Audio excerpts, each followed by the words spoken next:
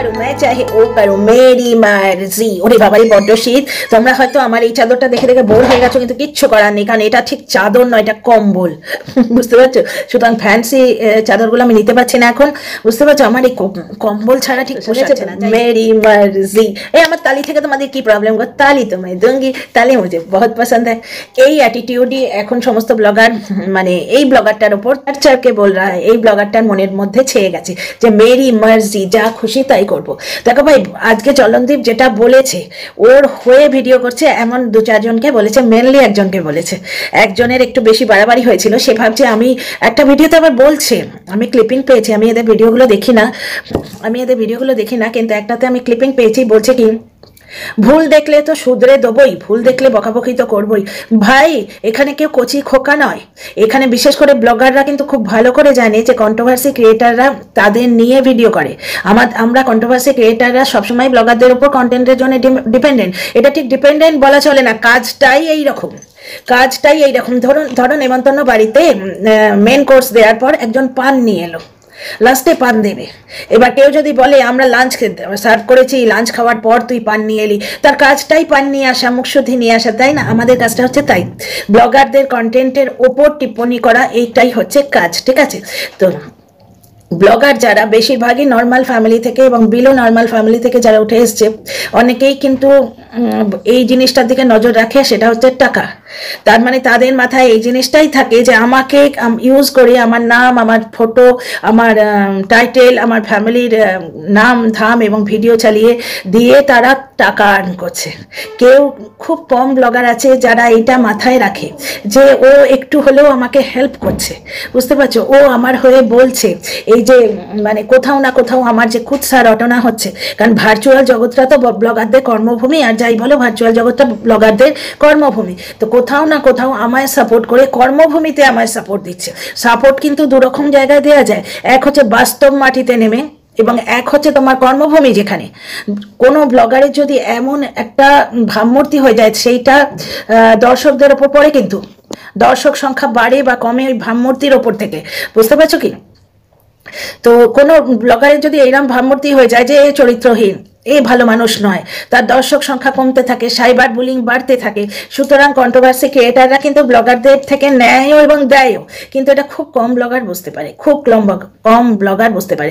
বেশিরভাগ ব্লগারেরই কি মনে হয় যে আমার নাম, আমার ফটো, আমার ভিডিও, এগুলো ইউজ করে করে তারা নাম কামাচ্ছে, চ্যানেল গ্রো করছে। আচ্ছা, এখানে একটা জিনিস দেখো, জলনদীপের ভিডিও আমি তো কোনোদিন চালাইনি। অ্যাকচুয়ালি ও আমাকে বলেনি, বা টিনাকে নিয়ে যারা পজিটিভ ভিডিও করছে তাদের বলেনি, ও বলেছে কিন্তু যারা ওর ভিডিও ক্লিপসটা চালায়, তোমরা নিজেরাই খেয়াল করে দেখো কারা ওর ভিডিও ক্লিপসটা চালায়।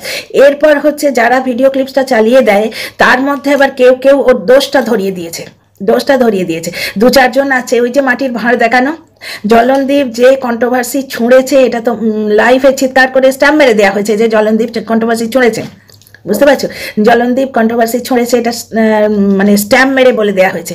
এইবার সেই কন্ট্রোভার্সিটা নিয়ে কোনো কন্টেন্ট ক্রিয়েটার পজিটিভভাবে ভিউ কামিয়ে নিয়েছে, আবার নেগেটিভভাবেও ভিউ কামিয়েছে। প্রথমে ওটা দেখিয়ে এইভাবে বলা হচ্ছে, না তোমার ভুলগুলো কি আমি ধরবো না, তোমাকে কি শোধরাবার চেষ্টা করবো না। পরের দিন আবার না ওটা ঠিক নয়, ওর বাইকের পেছনে, প্রথম দিন বলে নিল বাইকের পেছনে একটি মেয়ে বসে আছে, তাকে স্পষ্টভাবে দেখা যাচ্ছে, ওই সাইড মিরারটাতে স্পষ্টভাবে দেখা যাচ্ছে। তারপরে বলছে না মেয়ে নয়, কোনো পুরুষ মানুষ বসেছিল। প্রথম কথা হচ্ছে, পুরুষ মানুষ বসে থাকলে সে তো ব্লগে দেখাতো, তাই না? যেটা টিনার ক্ষেত্রে বলা হচ্ছে যে তোর সঙ্গে যদি কোনো মেয়ে থাকতো তুই নিশ্চয়ই দেখাতিস, তার মানে কোনো পুরুষ মানুষ আছে এবং এমন একজন পুরুষ মানুষ যাকে তুই দেখাতে পারবি না।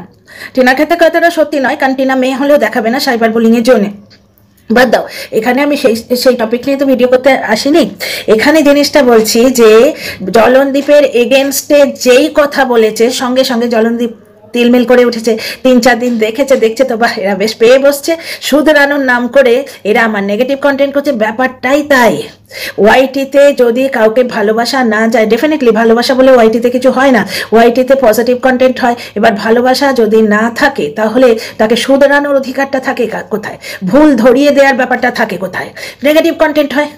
বুঝতে পারছো, হয় পজিটিভ কন্টেন্ট আর নয়তো নেগেটিভ কন্টেন্ট। এবং ব্লগারের মাথায় সবসময় থাকে, আর একটা জায়গায় শুনেছো তো, मैं चाहे ये करूँ मैं चाहे ও करूँ मेरी मर्जी, ওইখানেই তোমরা শোনোনি যে জাদুই নাম, এই নাম ইউজ করে অনেকেই চ্যানেল গ্রো করেছে, থাম্বনেল লাগিয়ে লাগিয়ে অনেকেই চ্যানেল গ্রো করেছে। কথাটা সত্যি তো, মিথ্যে কথা তো নয়।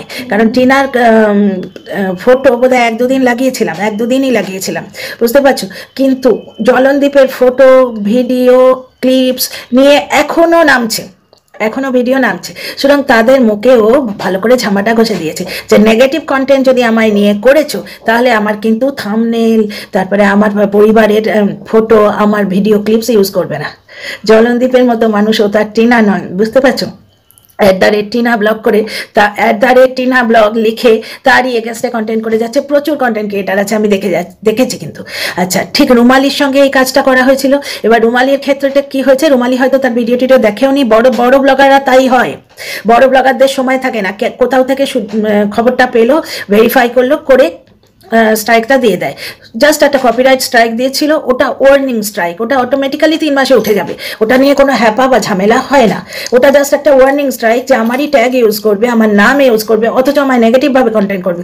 ওয়াইটিতে কেসটাই তাই, পজিটিভভাবে কন্টেন্ট করা অথবা নেগেটিভভাবে কন্টেন্ট করা। Dear friends, welcome back to my channel my world of words. আমি সৌমি, আমি তোমাদের সবাইকে আমার চ্যানেলে ওয়েলকাম করছি। এইবার কি হয়েছে, জলন যেই অকাতটা দেখিয়ে দিয়েছে, ওই জন্য 2-3টে সারমে ওর বড্ড ফেটে গেছে, বুঝতে পারছো তো। তারা ভাবছে এই রে, এইবার আমাদের কি হবে, মালিকের একটু পদলেখন করে আসি, মালিককে একটুখানি পা ধুয়ে দিয়ে আসি, মালিককে প্রমাণ করে দিই যে এই ভো ভো করে আমি সব থেকে বেশি তোমার কেল্লা গার্ড করছি, বুঝতে পারছো। ঠিক তাই হয়েছে। 2-4 জন এমন আছে, তারা ওপর পড়া হয়ে গাল দিতে এসছে। দেখো, ভিডিও আমাকে যেটা বলেছে, ভিডিও করেছি বাচ্চাটার কথা নিয়ে, বাচ্চাটা অভিযোগ করছে আমায় মারে। তখন তার ঠাকুমা বলছে রোজ রোজ মারে, রোজ রোজ মারে, কথাটা ঠাকুমা বলছে, একদিন মারার কথা নয়। কন্টেন্ট এসছে, কন্টেন্ট করেছি। কারণ একটা জিনিস দেখো, ওই জায়গাটা ব্লগাররা এডিট করে দিতে পারতো, ওই ব্লগারটা ওই জায়গাটা এডিট করে দিতে পারতো। জলন আগের ভিডিওতে বলেছে যে এডিটিংয়ের কাজটা আমিই করি। হ্যাঁ, ওটা ওর বাবা পারবে না, অতটা হয়তো এখনো পাকাপোক্ত হয়নি, সবে ভিডিও হচ্ছে। সুতরাং আমি খবর পেয়েছি, খবর পেয়ে দেখেছি, কতগুলো কমেন্ট পেয়েছি, কমেন্ট বক্সে পড়ে আছে। দেখো, এটা দর্শকদের মতামত, আমি তো রাত দুপুরে টের পাই, আমি সারাদিন পরে এসে কমেন্ট চেক করি, তখন দেখি কমেন্টগুলো, এবং তখন দেখে আমি এটা ভিডিও করেছি কালকে পার্টিতে যাবার আগে। এবার দেখো, ব্লগারে যদি ওইটা দর্শকদের না জানাবার থাকতো, ব্লগার ওই জায়গাটা এডিট করে দিতে পারতো। 1 নম্বর কথা, রিমেক্স অপশানটা আমি যেমন আমার ভিডিও তলা থেকে আমি ওটা মুছে দিয়েছি, ওটাকে চেক করা যায়, রিমিক্স বন্ধ করে দেওয়া যায়, ক্লিপিং সরিয়ে দেওয়া যায়। ওই ব্লগার কিন্তু রিমিক্স অপশানটা রেখে দিয়েছে, এবং রিমিক্স অপশানটা ইউটিউবে প্রদত্ত অপশান, সেখানে কেউ কিছু বলতে পারে না, বুঝতে পারছো। রিমিক্স তুলে আমি তোমাদের ডিজিটাল প্রুফ দেখিয়ে দিয়েছি যে এই কথা বলা হচ্ছে, তারপরে সেইটা নিয়ে ভিডিও করেছি। ব্লগার মানে চর্চিত হবার আশায় থাকে, ব্লগার এর আগেও বলেছিল যে চর্চায় থাকতে হবে। নেগেটিভ কন্টেন্ট ক্রিয়েটার যারা, যেমন ধরো আমি যাকে নিয়ে নেগেটিভ কন্টেন্ট করছি, সে তো আমার প্রতি কৃতজ্ঞই আছে, কারণ আমি তাকে চর্চায় রেখেছি, বুঝতে পারছো। আমার প্রয়োজন তার পজিটিভ কন্টেন্ট ক্রিয়েটারদের থেকে বেশি, আমি তাকে বেশি করে চর্চায় রেখেছি। আমি কোনো জায়গায় রিমিক্স তুলে দিলে দৌড়ে লোকে দেখতে যাচ্ছে, দর্শকরা দেখতে যাচ্ছে, সুতরাং তার ভিউজ বাড়ছে, 1 নম্বর। 2 নম্বর কথা, ব্লগার ইচ্ছে করলেই তো এডিট করে দিতে পারতো, ওটা তো জলন নিজে করছে, ওর বাবা করেনি। ও তো নিজেই বলছে ব্লগে যে এডিটিংটা আমি করবো, তাই না। একটা জায়গায় দেখলাম জলন বলছে এডিটিং আমি করব, কারণ বাবা তো এখনো অতটা, মানে জলনের বাবা এখনো অতটা পাকাপোক্ত হয়নি, কিছুদিন পরে হয়তো সে করবে। তো যাই হোক, এইবার দেখো ব্লগারের হাতে কতগুলো অপশান ছিল, এক তো ওই পোর্শনটা কাট করে দিতে পারতো, বুঝতে পারছো। সুতরাং ব্লগার বদার করছে না, যার ছেলে তার হুঁশ নেই, পাড়াপড়শির ঘুম নেই। কারণ পাড়াপড়শির কি ভয় লেগে গেছে বলো তো, এই যে পাড়াপড়শি কন্টেন্ট ক্রিয়েটারগুলো, এদের ভয় লেগে গেছে যে ব্লগার রেগে গেলে তো মুশকিল হবে। সেই নোংরা যে কন্টেন্ট ক্রিয়েটারটা, সে পার্সোনাল অ্যাটাক শুরু করেছে। ছেলেটা তো তোর নয়, যার ছেলে সে বুঝে নেবে। তুই আমাকে ওয়ার্নিং দেবার কে? তুই ওয়ার্নিং দেবার কে? তুই ওয়ার্নিং দিলে কিছু হবে? ঘঁচু হবে, ঢ্যাপি হবে, ড্যাপা হবে, বুঝতে পারছিস। কন্টেন্ট ক্রিয়েটার যাকে নিয়ে বলা হচ্ছে, সে তো ইজিলি ওই পোর্শনটা এডিট করে দিতে পারতো, তাই না। তুমি ব্লগে রেখে দেবে তো কন্ট্রোভার্সি তো সেটা নিয়ে হবে, জাস্ট কন্টেন্ট পেয়েছি, কন্ট্রোভার্সি করেছি, দ্যাটস ইট। আচ্ছা, এখানে চাইল্ড লাইনের ব্যাপার আসছে। চাইল্ড লাইনের ব্যাপার যার এরিয়ার ব্যাপার সে দেখবে, যার সন্তান টিনা দেখবে, টিনার লিগাল অ্যাডভাইজার দেখবে, টিনার লিগাল টিম দেখবে। ওখানে তো আমার কিছু বলার নেই, আমি কন্টেন্ট পেয়েছি, কন্টেন্ট করেছি। সুতরাং আমাকে কি ওয়ার্নিং দিলাম না কি দিলাম, ওসব ফালতুগিরি না তুই নিজের পকেটে রাখ রে বুড়ি, তুই নিজের পকেটে রাখ ওসব ফালতুগিরি। তুই বলার কে? তোর সন্তান নিয়ে কথা হচ্ছে, তোদের মুখেই তো তোদের মালিক ছাপা ঘষে দিয়েছে। আর কি বলছে যে পয়সা দিয়ে করানো হয়। ভাই রে, পয়সা দিয়ে তোকে কেনা যায়, আমাকে কেনা যায় না। তোকে পয়সা দিয়ে কিনেছে সে তো বোঝাই যাচ্ছে, তুই শুধু শুধু ভৌ ভৌ ভৌ করছিস। তোর ছেলেকে নিয়ে তো বলছি না, তুই আমার ছেলেকে নিয়ে বলেছিস, এর ফল তুই পাবি।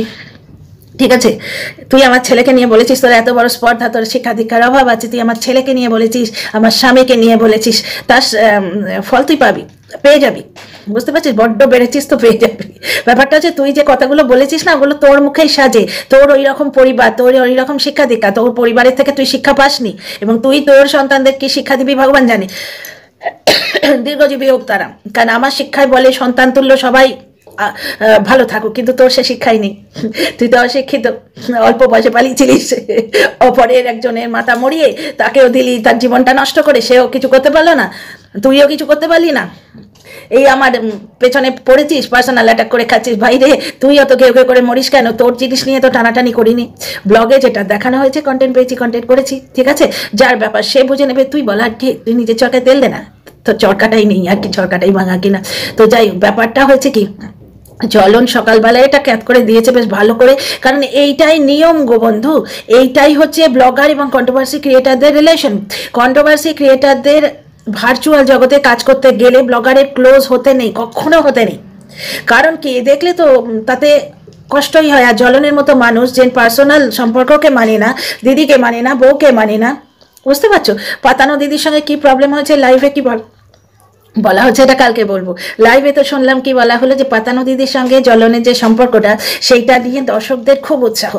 পাতানো দিদির সঙ্গে জ্বলনের যে ব্যাপারটা, সেটা জ্বলন কেন বলেছে সেটা বলা যাবে না, বলা যাবে না, বুঝতে পারছো? আবার একজন শুনছি ডাস্টবিন বুড়ি বলছে আমি আর কিন্তু চান্স দেব না, আমি আর চান্স দেব না। তার মানে জ্বলন এই কথা কি ডাস্টবিন বুড়িকে বললো? ডাস্টবিন বুড়ি কেন বলছে আমি আর চান্স দেব না? তখন আবার বলা হচ্ছে যে কেন জ্বলনের এইটুকু কথা তোমরা সহ্য করতে পারলে না? জ্বলন জানি ও যাই বলুক তোমরা ওকে আগলে রাখবে, কারণ তোমরা ওকে ভালোবাসো, বুঝতে পারছো? কিন্তু পাবলিকলি এই জিনিসটা হয় না। মানুষের একটা মান সম্মান আছে। তুমি কাউকে, সে ডাস্টবিনই হোক না, তুমি কাউকে ওপেনলি ওয়াইটিতে এসে কারো সব মানে কাউকে হিন্ট দিয়ে বললে যে হেটার্স হয়েছে আমার জিনিসপত্র আর ইউজ করবে না, ঠিক এইরকম একজনকে বলেছিল, ওই জন্য তার এত চিরবির হয়েছে, বুঝতে পারছো? সে আরো ওপর পড়া হয়ে মালিকের পা চাটতে গেছে, ওই জন্য আমাকে পার্সোনাল অ্যাটাকটা করেছে। পয়সাটা কথা যেটা বললো না, পয়সা হতে ওদের দেয়, এদের ভিউ হয় না, তবু এরা কেন ভিডিও করছে? ভাই তোর কি এসে যায় রে? আমরা ভিডিও করছি কি না করছি, আমি ভিডিও করছি না করছি, তোর কি? তুই নিজের চোখে তেল দে না। তোর ভিডিও আমি দেখতেও যাই না।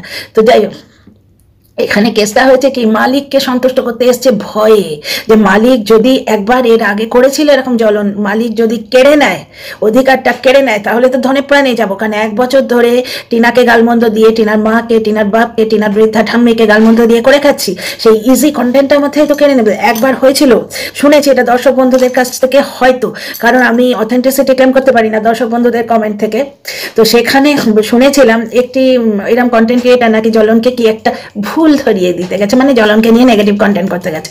পরের দিন জ্বলন ঠিক দিয়েছে ছেড়ে, আর তখন তো সে তুঙ্গে। এখন মানে গত বছরের কথা বলছি, এখন তো তবু একটুখানি ভিউটিউ ডাউন হয়ে আর দর্শকরা এর বিপক্ষে চলে গেছে, সুতরাং একটুখানি সাবডিউড হয়ে আছে।